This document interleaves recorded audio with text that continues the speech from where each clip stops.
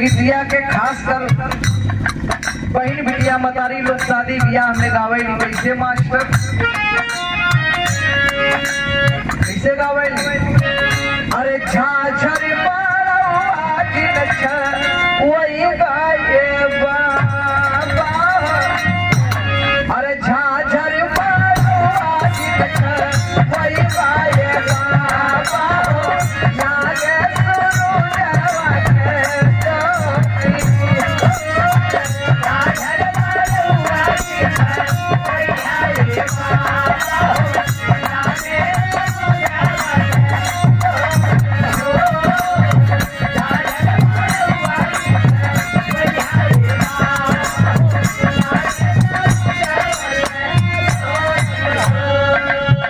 मेनिका वो गोरा का मुंह खुलत छिन बाबू उस समय के भाव लिखे के पड़ल कैसे गोरवा के मुहवा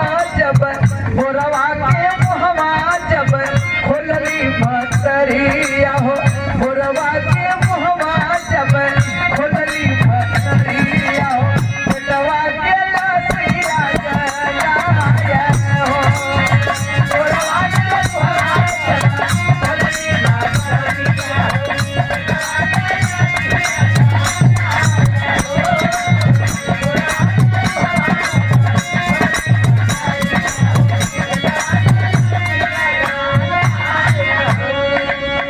रानी मेनिका गोरा के जन्म समय मुंह खोलली बाबू उम्मे के समान पलटली हक दे करेजा कह दिलस हाय लाल गई के धरती पर गिर गईली ए भैया राजा साहब के आवाज दे के बोलावत छी ए राजा साहब ई हाय आवा ए राजा साहब हाय देखा ई राजा साहब जौनी समय राजा साहब एलन बाबू देखलन अपने बेटवा के लाश के भारी कवारी पकड़ के झरझर रोवत छुअन और ये की बात कहत छुअन कैसे अरे अखिया के तारा रहला अखिया के तारा रहला ये कही रचनवा हो कहवा तू गई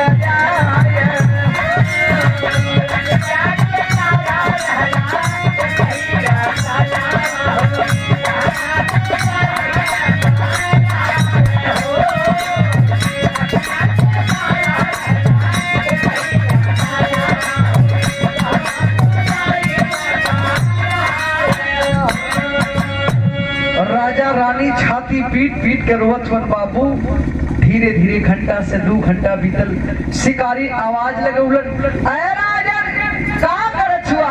अरे जितना जल्दी हो आप मोटी मोटी काट करके आप हमारे कुत्तन के भोजन करावा यदि तो से मोटी मोटी ना कटत हो तो हमार सामान वापस करा हम ले जाकर के दूसरे के द्वार पर बनाए खियाए ले लेकिन राजा साहब इतना लेट तो मत करा आखिरकार में बाबू जौनी समय तनी बात भैया राजा साहब सुनलन हो अपने करेजा पर पत्थर रख करके रानी के आस पोछत हुन चुप करावत हुन ए रानी मत रोआ ए रानी सुनत सुन रानी आज उस शिकारी हमन के द्वार पर से रूट के चल जाई है तब जिंदगी भर के दान कयल सब बेकार हो जी रानी व्यर्थ हो जी रानी मत रोआ रानी कैसो अपनी करीजा पर पत्थर रखी बाबू एक हाथ में राजा साहब कटार ले ले हो एक हाथ में रानी अपने हाथे में कटार ले ले एक के पैर राजा साहब बेटवा को बोटी बोटी काटत हो तो एक के पैर रानी अपने बेटवा को बोटी बोटी काटत जौने समय रानी के खंजर अपने बेटवा की छाती पर चलल ए भैया कलेजा का एक टुकड़ा कट करके आ करके रानी के आंचल में गिर गया रानी अपने हथवा के देख के निहारत छी के पार हमार हाथ चौने ही हाथ से अपने बेटवा के दूध पियौली चौने ही हाथ से अपने बेटवा के इतना बड़ा कैली आज हमार वही हाथ से अपने बेटवा का पोटी पोटी काटत आखिरकार घायल का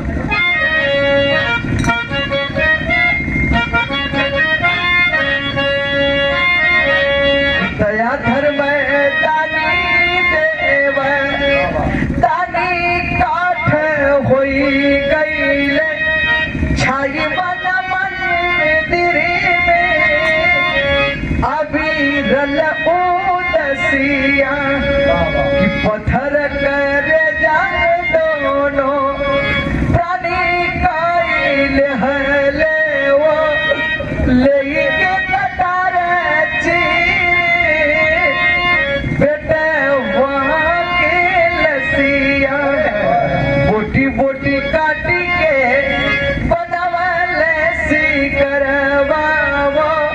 ढूर ढूर नयना से ढूर के ले सिया एक सवय कुत वन के भोजन कराई दिहल बुझ गई शिकारी के मन के पियसिया।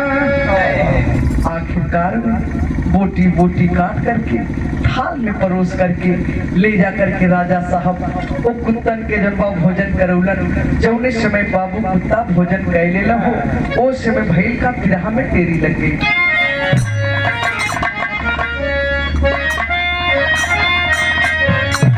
अरे मोरी राम ललनवा बोटी बोटी कट गई। अरे ललनवा अरे बोटी बोटी ललनवा बोटी बोटी कट गई। तानी दया धर्म ललनवा बोटी बोटी कट गई।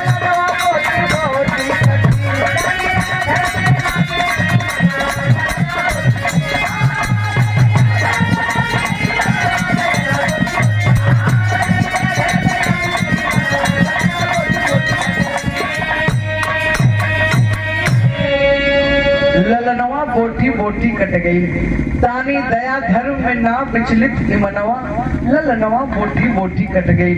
राजा साहब हाथ जोड़ के कलन के भैया आपका कुत्ता तो भोजन कर लेना, कुछ ही आपको बता देता, आपको कुछ जड़वा भोजन कर लेता तो यहाँ से प्रस्थान करता। राजा का बतिया सुन के शिकारी हंसे लगल और हंस करके कलश किए राजा साहब आज तक ले हमने कोई भोजन ना करौलस, तू हमके का भोजन करेबा? आप हमारे कुत्तन के भोजन करा देला, यह बहुत बड़ बात हो गई, छोड़ा जाएगा। राजा साहब कलम के रे शिकारी ऐसे तो कैसे बतिया देला? आज तक ले जी हमरे द्वार पे आयल जे जवन मंगलस होके हम देले ही तो हूँ बतावा ऐसा का भोजन करेला भैया कि तोके आज तक कोई भोजन ना करौलस? अरे हमके बतावा, हम तो से वादा करत कि तोके हम भोजन कराई। आखिरकार में जब राजा साहब वादा कैलन तो शिकारी करस के ठीक है राजा साहब, जब आप ना मानत हुआ, इतना जिद करत हुआ, आप हमके भोजन करेबे करबा तो सुन ला हम भोजन का करब। फिर हमें पहपट लगिल मास्टर और ये देखे राम मिलन पाल जी विंध्याचल भवानीपुर से यही 50 रुपया बहुत बहुत प्रणाम हमारे बड़का भैया के पहपट लग गई।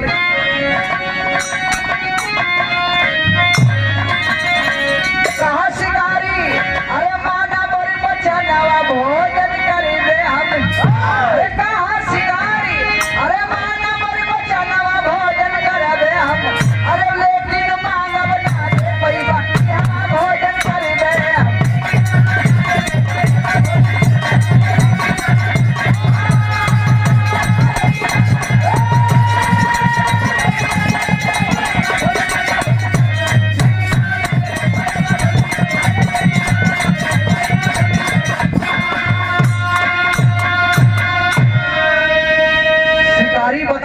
सुना राजा साहब हम भोजन का करब? अरे कर में पलटा छाओ माता, अरे बच्चा यहाँ लिया हो, अरे बोटी बोटी करके जल्दी, अरे समाने मोर पकावा हो, ये हमारे अरे दिल के मायर बनावा भोजन करबे हम। अरे सुनते कैसे गिर गई रे, अरे बाजारा भोजन करबे हम। ये राजा साहब जब आप वादा कैला ना तो सुन ला हम भोजन का करब। जौने औरत के पेट में 6 महीना का बच्चा पलत हो वही औरत के तू पेट चीर करके वो 6 महीना के बच्चा के हमारे सामने लियावा और हमारे सामने बोटी बोटी काट करके आप भोजन पकावा, तब हम भोजन करब। और हाँ राजा साहब वो बच्चा के बोटी बोटी काटत समय तोरे आंख से एक बूंद भी आंसू न गिरे के चाहिए। यदि तोरे आंख से एक बूंद भी आंसू गिर गल तो हम तोहर भोजन करते ही ना कर सके। इतने बतिया बाबू राजा साहब सुल्लन हो लगल के ही आसमान टूट के ही छाती पे न गिर गल। सोचत सुन कवन औरत अपन पेट चिरे दे कैसे ये शिकारी के हम मनोकामना पूरा करब। यह बतिया सोचत राजा साहब महल के अंदर जात सुन भइल का आधा लगे। के जिंदगी भर के लानी का अरे अमन मोई जहां भैया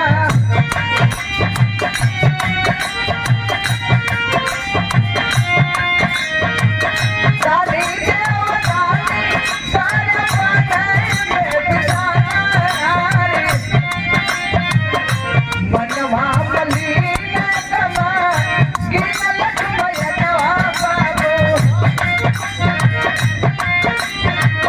सुना हो सजनवा से दुआ करी सरदारी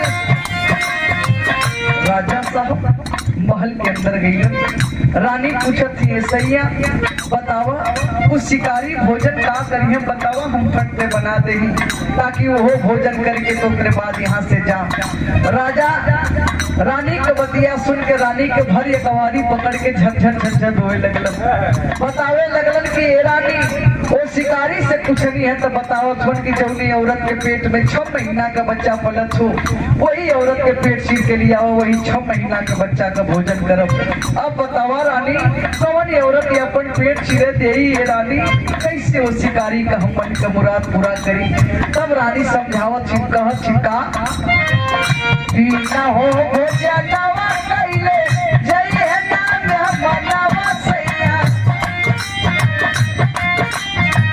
हठात सैया जीव खाली तलवारी रानी दौड़ के गलहीन महल के अंदर म्यान में से तलवार खींच ले और लिया करके राजा साहब के थमाव की सैया पकड़ा राजा साहब कल रे पगली पगला गई का रे पगली कौन औरत अपन पेट चिरे दे रे पगली कैसे वो औरत के हम पेट चिरब रानी कली के सैया तो के कहीं कैले के जरूरत ना हो वो कहत छिका याद 6 महीना के गर्भ में ललदवा सैया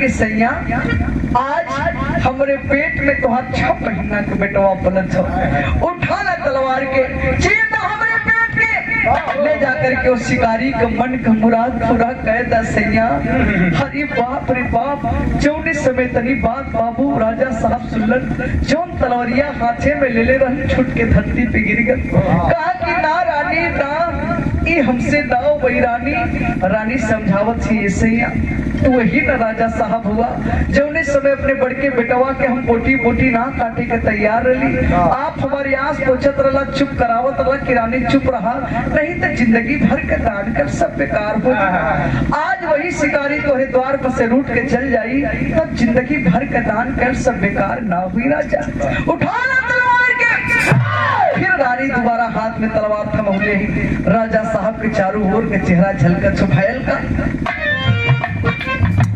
लेगी के कतार के रानी के उतारा राजा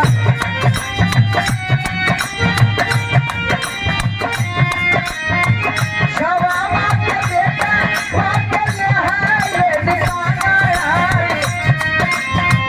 बोटी बोटी काट के पर नवाले सिकाना राजा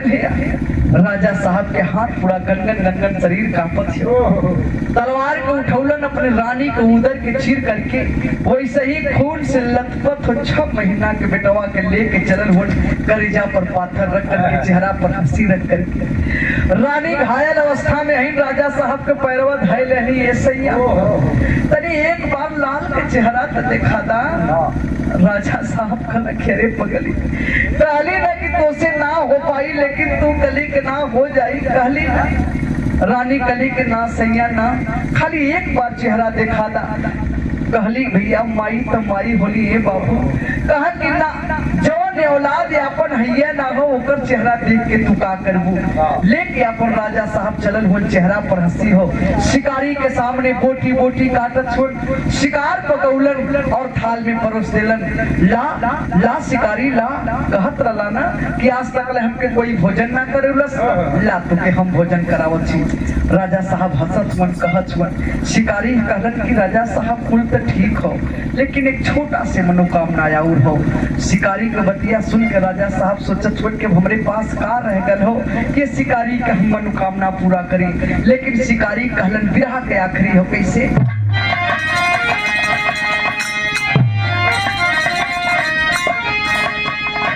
कैसे?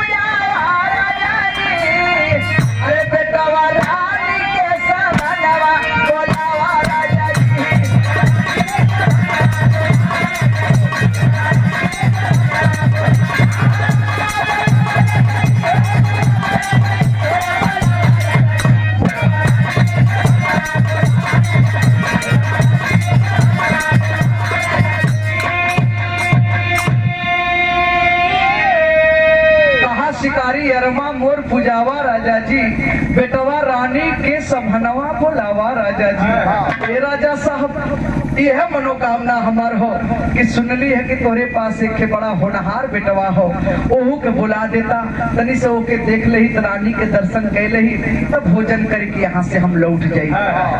तब शिकारी का बात सुन करके राजा साहब का लंका कि अब तक जिनकी जो इच्छा हुई यहाँ पे पूरी, इच्छा पूरी करने में हमारी मजबूरी। अरे न सके वो जनवा घटावा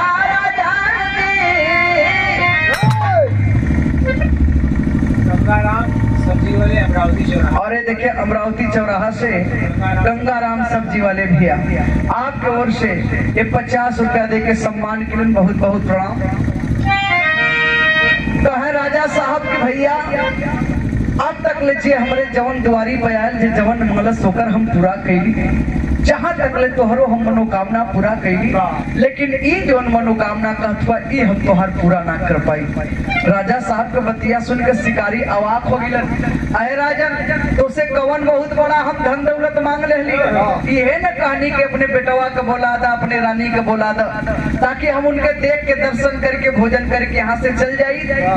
इतने बतिया बाबू राजा साहब के एकदम तीर नियर लग गई, जो कुछ टाइम के लिए आग भूतल रहा तो धधक गया। राजा साहब हाथ जोड़ के खड़ा हो गया। ये शिकारी बेटवा के बोलावे कछुआ, बेटवा रहल ये शिकारी, लेकिन तो वही बेटवा के ये शिकारी बोरा में भर के लिए अला। हम ही उपद नसीब बाप है ये शिकारी के अपने बेटवा का बोटी बोटी काट करके तोहरी यही कुत्तन के दिली भोजन करे बने। रानी के कछुआ रानी भी रहल, लेकिन जो ने आप कला हो कि 6 महीना का बच्चा का भोजन करब तो वो कोनो दूसरे औरत के पेट ना चिरे कर लिए शिकारी। अपने रानी मेनका के पेट चिर करके अपने 6 महीना के बेटवा के ओ बेटवा के ये शिकारी, जौन बेटवा ये दुनियादारी ना देखलस, जौन बेटवा ये धरती पर पैर ना रखलस, ओ बेटवा के बोटी बोटी काट करके तोहरे आगे रख ले। अब बतावा ये शिकारी कौने बेटवा को बोलाई, ये शिकारी कौने बेटवा को बोलाई, कौने रानी को बोलाई, शिकारी कौने रानी को बोलाई। राजा साहब छट छट छट छट रोवत घुटना के बल हो गिलन। शिकारी सोचत बनिहारे बहुत आनी देखे मगर राजा साहब दादानी के नीचे देखे। ये राजा साहब का रोवत हुआ, अरे तनी पिछवा पलट के देखा।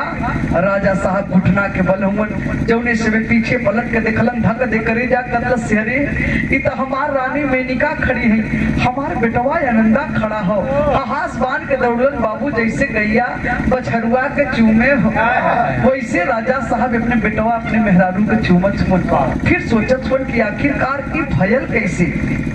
कैसे भयल आगे देखलन, आगे का देखलन कि शिकारी गायब, शिकारी है ये ना।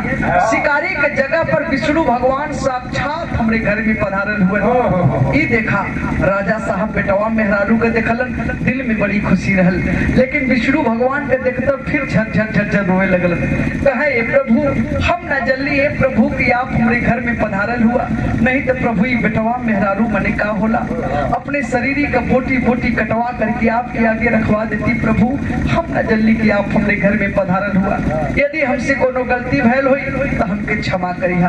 विष्णु भगवान हंसत हुए पागल, तो से कोनो गलती ना भयल हो, मांग ले वरदान, जो भी वरदान मांगना है दिल खोल करके वरदान मांग ले। ए भैया कहा प्रभु का मांगी, जौन मांगे के रहल तो आप हमके बिना मंगले दे दिला, हमरे बेटवा के जिंदा कह दिला, हमरे धर्म पत्नी के जिंदा कह दिला, और ऐसे बढ़ के ही प्रभु की आप हमरे घर में आके साक्षात हमके दर्शन दे दिला, पूरा ही हमरे घरे का धन्य कह दिला।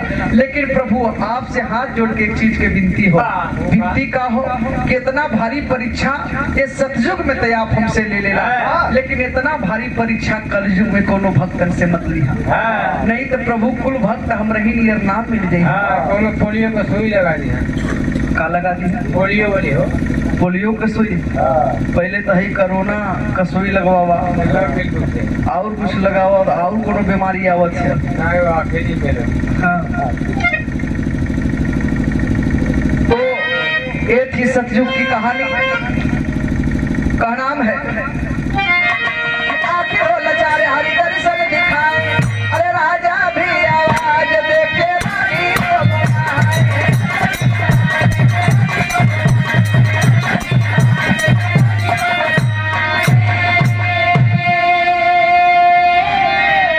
माथा अनंता चरणवा झुकावा राजा जी, अरे बेटा वाला नी कैसा भगवा बोलावा राजा जी।